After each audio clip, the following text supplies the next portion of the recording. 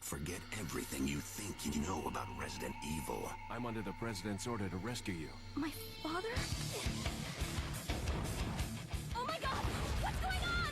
Don't worry, Ashley. I'm coming for you.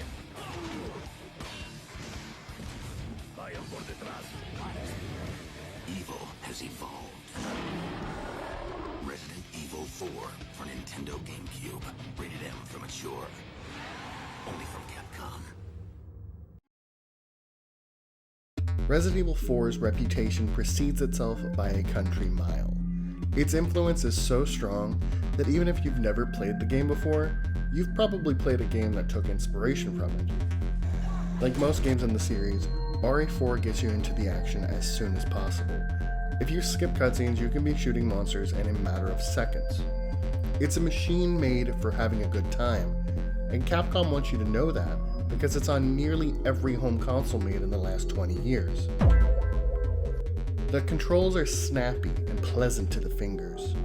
Call it muscle memory, but playing this game in 2022 still feels as fresh as 2005. Movement, with its 180-degree turns and quick positioning, reminds me of driving a stick shift on a motor speedway with a full tank of gas.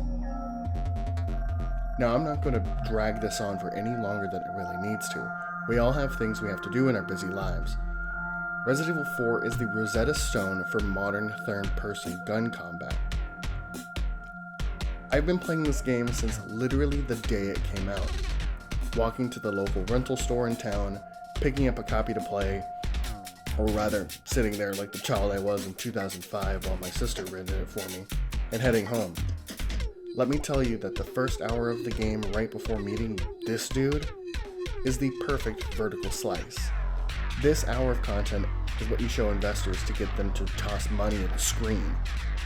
The only real pain was the fact that a good chunk of this game takes place in a remote Spanish village, where the inhabitants speak, Spanish. I'm half Hispanic, but back then I barely spoke enough Spanish to order a plate of carne asada. That's where Dad came in. Dad worked a lot at the cod mill in town. He'd come home, and he'd barely have enough time to eat dinner before he'd have to get ready for bed. When he had time, though, he'd try to be there for me. And at that time in my life, it meant sitting at the foot of my bed while I blasted away at monsters while he would translate what they were saying. Well, that guy said he's right behind you. Well, he said he's going to turn you into hamburger meat.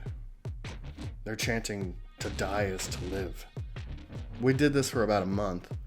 And when I finally finished the game, I didn't think anything of it. Part of me now thinks that my dad was probably going to miss helping me translate. Last summer I asked him if he remembered helping me out all those years ago. He didn't. I guess it wasn't a huge deal for him, but for me it was one of the few moments we really got to bond over something. Language. It's the strand that keeps cultures together. A huge fan mod for the game came out a couple months ago that replaces all the low-res textures with high-res ones.